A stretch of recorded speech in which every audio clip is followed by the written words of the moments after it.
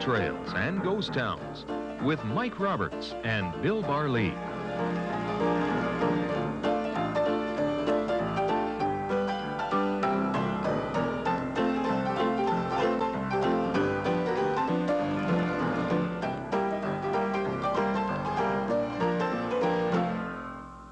Welcome to Gold Trails and Ghost Towns. I'm Mike Roberts, and with me is Bill Barlee, our tour guide for Gold Trails and Ghost Towns and all sorts of places around British Columbia, southern Alberta, the Yukon, and even into the United States. Today, we're heading back to a familiar piece of country, and the Silvery Slocan has a fascination for you, doesn't it? Yeah, I guess so, Mike. I mean, I was brought up in that country when I was a kid, and there are a lot of nice areas of British Columbia. This is one of the nicer areas, and one of the areas that is not generally well known. We're going back to a place called Three Forks, which is one of those vanished towns of the 1890s. It appeared suddenly, like a lot of those old boom towns in the Silvery Slocan, on that Slocan slope, and vanished almost as suddenly. It never really got off the ground. Were there many of these kind of false starts? Well, if you travel between that country, between Kaslu and New Denver, and both those towns are still standing, you would come across 5 or 6 old vanished towns, and virtually nothing left in any of them. Okay. Three Forks is where we go today. Yep. The plan for Three Forks was elaborate, but its future was not substantial. We'll come back in just a second and take a look at Three Forks, some fascinating artifacts, some beautiful photographs, and a wonderful treasure story right after this break.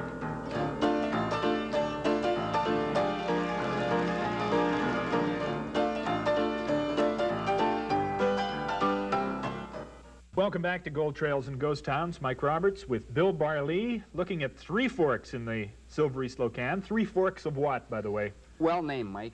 3 creeks came into that little flat in the Slocan slope: Seton Creek, Cane Creek, and Carpenter Creek, which is the big creek. And there were 3 valleys that came in as well.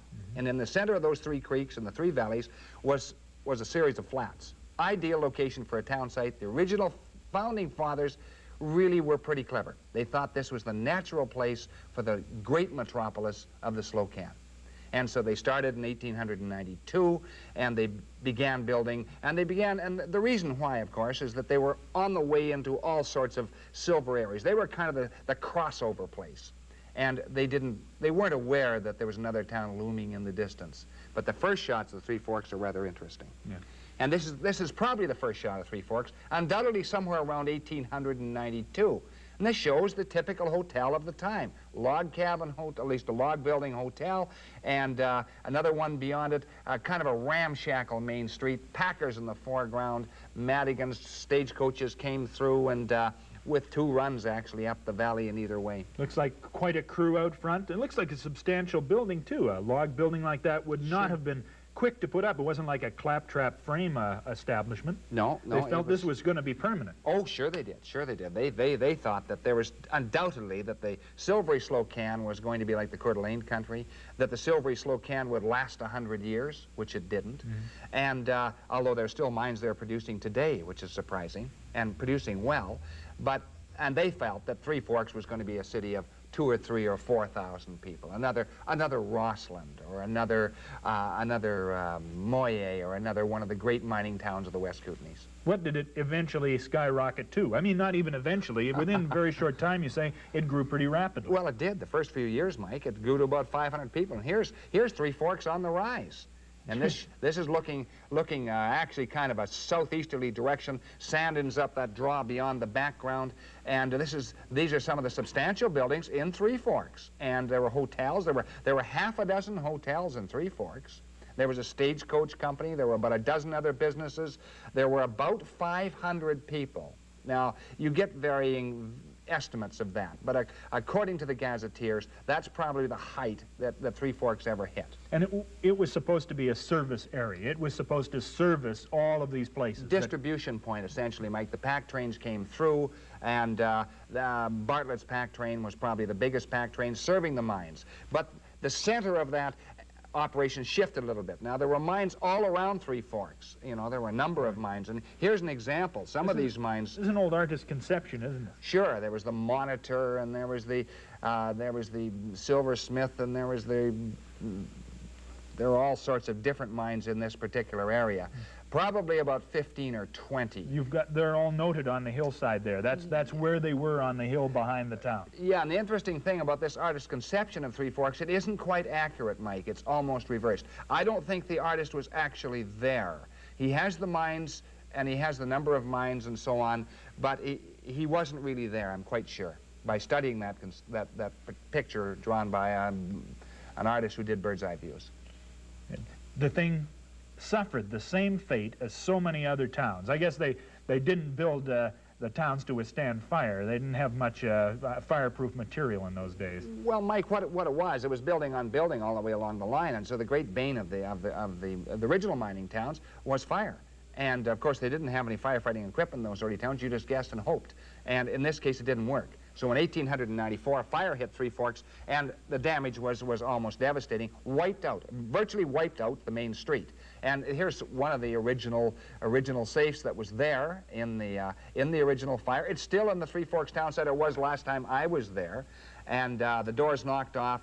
But a lot of damage resulted. And of course, even today, you can still go into the Three Forks area, and of course, a lot of coin hunters have gone over this particular town site flat, and there was an old garbage dump over the edge of the bank, which I mentioned in another program. And so you do pick up the odd memento from the past. But really, there isn't a lot left today. But in its day, very vibrant community. You find these in that neck of the woods? Not those particular ones. They came out of a Slocan's mining town, but not Three Forks. Did you tour the area of Three Forks? Oh, yeah, sure. Yeah. Went over it very, very carefully. Had been gone over by a number of very fine metal detector enthusiasts. Careful people. Yes, indeed. Yeah. So the fire came by. Sandon was, of course, the thing, as you pointed out, the thing that put the halt to Three Forks. Yeah, and it was unlikely, too, Mike, and I'll tell you why. Because Three Forks was a natural location. Sandon was an unnatural location. Sandon was in a shadowy draw, didn't get much sunlight. It had to build right over, actually, eventually built right over a creek, which was Carpenter Creek, coming straight down the center. So nobody thought that Sandon would ever eclipse Three Forks. Certainly the founders of Three Forks didn't figure that, but they didn't contend with one thing. They didn't contend with three things. They didn't contend with Johnny Harris. John Morgan Harris, the Virginian, he was the genius behind Sandon. He was the guy who really made money when Sandon boomed, because he owned most of the town. And so John Morgan Harris. The second thing is that the mines generally began to cluster around Sandon, the Payne and the Silversmith and the Lucky Five and the Noble Five and all these great mines of the past were generally closer to Sandon than they were to Three Forks. And the third thing that really spelled the end of Three Forks was the railroads. And then there were two railroads coming in here. Here's the K&S and one of their old Baldwin locomotives coming down the draw. And the K&S actually bypassed the city of Three Forks. Because usually the railroad is the thing that creates the town. So how could two railroads spell the death knell for it? They just, the K&S went by. One went through it. Yeah. That was the NNS, the McCusker Slocan, which is a CPR subsidiary, and the K&S, which is a Great Northern subsidiary, and it went way above the town. And this is one of the classic shots of the Slocan. And this is the K&S, probably 1897, possibly 1898, and it's on Payne Bluff, Mike. And I've crawled across the timber's still there, and there are a couple of rails still there, and you look down about 1,100 feet. 1,100? Straight down into the valley below. Magnificent rail line, one of the great rail lines of the Pacific Slope, no doubt about it at all. And James J. Hill was the man behind that, wasn't he? He was the genius behind the Great Northern, sure. He was behind all of this. I mean, where would we be without his competition with the CPR? Yeah, and the interesting thing is James J. Hill built all his lines without any grants at all. People don't know that. Just on what he could scare up back east. Well, he'd made so much money, he didn't care. Yeah. As we pointed out, Sandon took over, but then Sandon suffered a fire. That's right. But that still didn't give Three Forks the boost it needed. That's right. Now, here's what happened to Sandon on May the 4th, 1900. Sandon is completely leveled, almost completely leveled. Only one building is left in the main business section of Sandon, and Three Forks thought, this is the time. This is the time. We'll make a gain on Sandon, and we'll replace Sandon as the metropolis of the Silvery Slocan. Didn't happen, because Sandon started rebuilding the next day, and came up as a larger and more vibrant town than it was originally, except that they bridged the main street.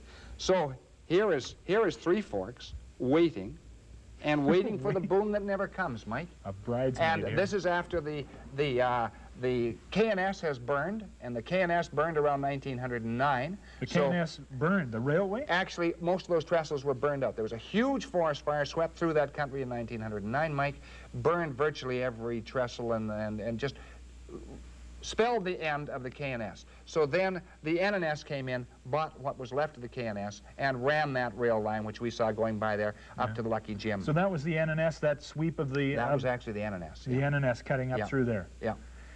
We've got a number of little old-fashioned toys here. These are a fascinating thing because, of course, there would be families in Three Forks Sure. as a distribution area. It wouldn't Yeah. be just miners. There'd be wives and kids and stuff. That's right. And when you begin to look at these must have been from the circa of around the war period. They look about World War I Yeah. or vintage or so. All those have been picked up in various ghost towns that I've been in.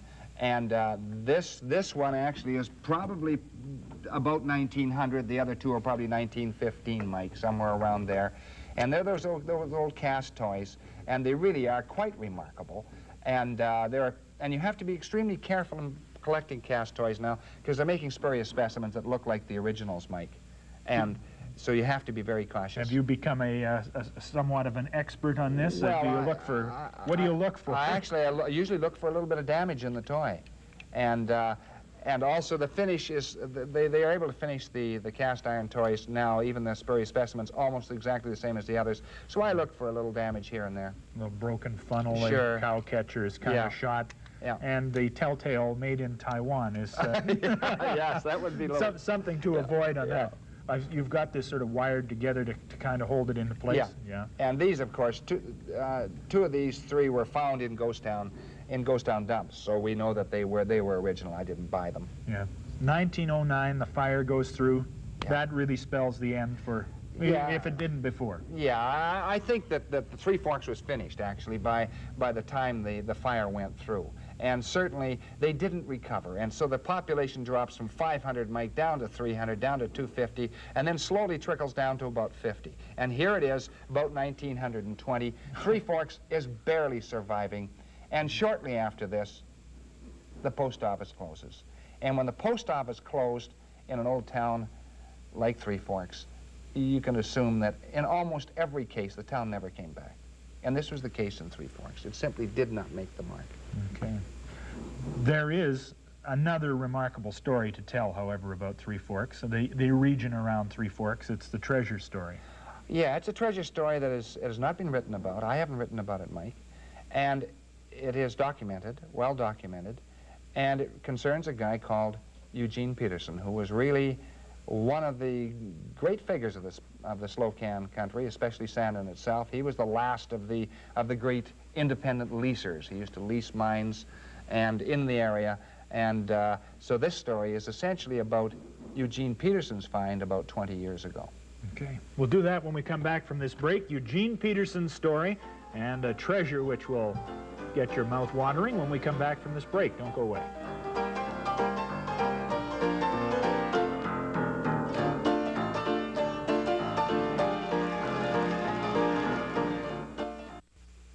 Welcome back to Gold Trails and Ghost Towns. Mike Roberts with Bill Barlee talking about Three Forks, a town which occurred and then disappeared with unseemly haste, Yeah. all because Sandon, of course, took the bunch. But it's the silver ore around Sandon that creates the treasure story. Sure, and here's one of the great mines in Sandon. This is the Silversmith. And, you know, you had the Slocan Star, the Silversmith, the Payne, the Noble Five, and all sorts of magnificent mines in Sandon. And these mines produced ore that was so rich that was often over 1,000 ounces per ton.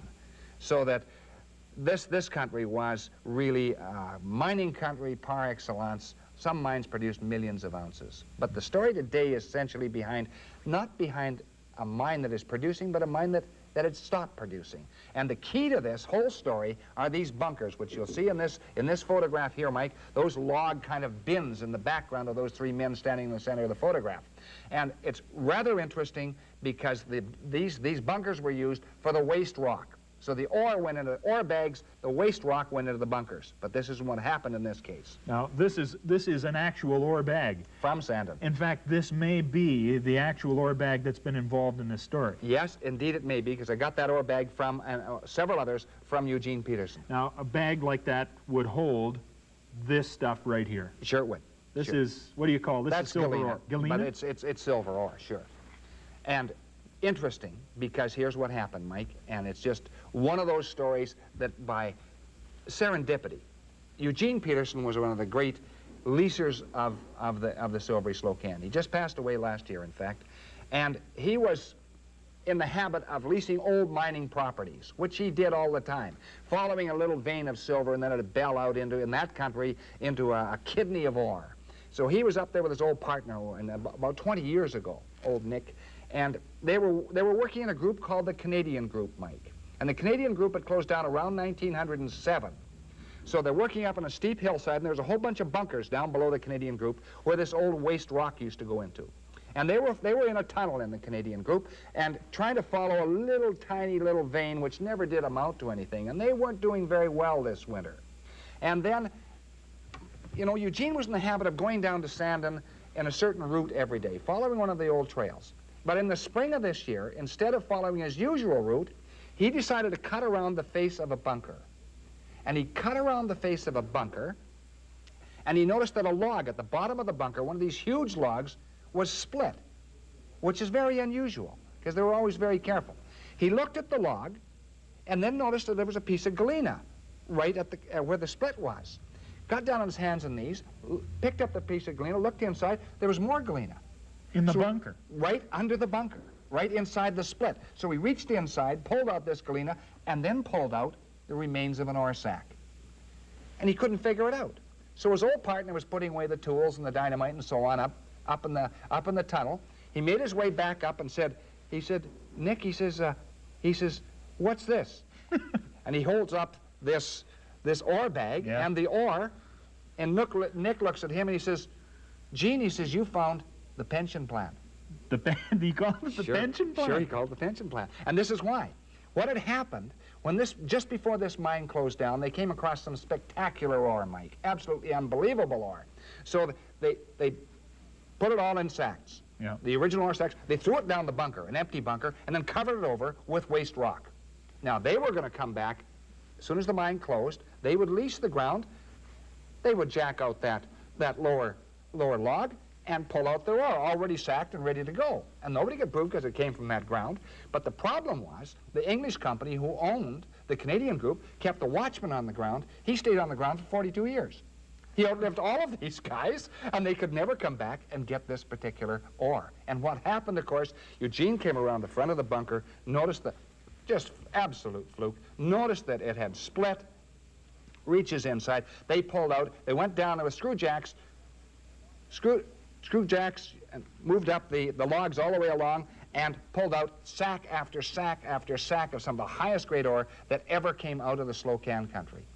And Eugene Peterson and his old partner did exceptionally well. It was just beautiful ore. Well, that's, like you say, that's the pension plan. It's the easiest mining they ever did, right? Well, sure. Well, where was the old-timer? Oh, this because this all happened 20 years ago. Well, sure. And the old night watchman, he was gone, long gone. Yeah, but he outlived all the original high graders. Yeah. Well, now this is mining the way it should be, coming all the ore sacked the way it's supposed to be. And well, how much did Peterson get out of the deal? Well, thousands and thousands of ounces, and it is actually recorded in one of the Minister of Mines reports exactly how much he got. But it wasn't high priced at that particular time. It was about $1 something an ounce. Now, if he'd waited till it ran up to about $50 an ounce, would have done extremely well indeed. We love silver. I love anything. I love gold. I love silver. I love platinum. These are ingots of. Oh boy, that's a. Ingots of bars, yeah. Yeah. These little ones here. Yeah. This is refined, pure silver. Yep. From the ore of this country? Of the Slocan. Yeah. These are beauties. And as you say, during the time of Bunker Hunt's attempt to corner the silver market, these little bars would have been worth their weight in gold. Well, almost. I mean, certainly silver went up to almost $50 an ounce Canadian. Oh. And this is 100 troy ounces. What was that worth during those heady days of bunker Well, it'd be hunt? worth almost $5,000. Now it's worth about 800, 7 or 800 Canadian. I mean, now it becomes a doorstop, but it has the potential of becoming something really remarkable. Oh yeah, sure it does. It's one of the finest of all the metals. You know, it's the noble metal. You know, silver, gold, and platinum. You can talk about copper and nickel and zinc and all the rest and lead, but really the three great metals are platinum, silver, and gold. These boys, of course, had to just sell the ore, and they got, I mean, that was their basis. Did they ever actually handle the material that it all turned into? You know, Eugene Peterson, when I saw him over the years, had a number of spectacular pieces of specimen ore, but I never saw him with a silver bar. Now, I'd want to have one somehow. If I'd been mining it all those years, I don't know, maybe I'd be wrong. Maybe I'd hate the stuff, and I'd just want to go someplace where there wasn't any of this. no, I don't think so. I think these old leasers had a real love for the lifestyle, first of all, and the country itself. You know, the country itself is really quite. It's a moody country, which you don't see in many other parts of British Columbia. You can go up right from starting in, you know, right down at New Denver and then cutting up and past the canyon and then up past Three Forks and into Sand and then Cody, and then double back. You can go up past the old Lucky Gym and around Zinkton and then up over with Bear Lake City and then up into Retallick or Whitewater and then down the other side into Nashville and right into Caslow itself. So this is country that is really is steeped in mining history and has a unique sort of background. Well, old Peterson, he mined up that country until he died?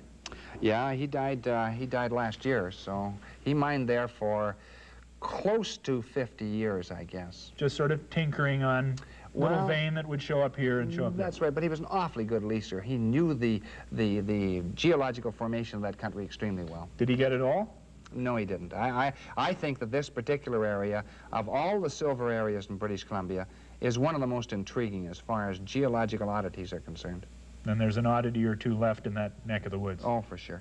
You know, I drove past Zinkton the other day, and the fact that these places were built in the first place, the fact that they survived is remarkable, but avalanches came hurtling down these hills, and at Zinkton there's evidence of an avalanche that would have come if the town had been there. There's just a few separators and stuff left. It would have wiped out the town, this avalanche. Oh, sure. Left. Well, sometimes they did. There were avalanches that came down and took men right out there. There was a famous story in Sandon where 3 guys were working in a tunnel. One went back to get his lunch bucket, which he'd forgotten. All he heard was a whoosh, and he looked outside, and all he just saw was snow. And the 2 miners who'd worked with him, who were friends of his, they didn't recover their bodies till next spring. A rough country. Oh, very, very treacherous country. So you got your treasures where you may, and old Peterson and his ore sacks of high grade. Well, I'm glad the mother lode came to him. I'm glad he found his riches. I am too. He was a very deserving individual. Super. That's the story of Three Forks, a town that really didn't exist to the tune that everybody hoped it would. Its demise was created by the riches of Sandon, but it certainly created some riches for a man named Peterson, and it enriched my day today. We'll be back next time as Gold Trails and Ghost Towns continues.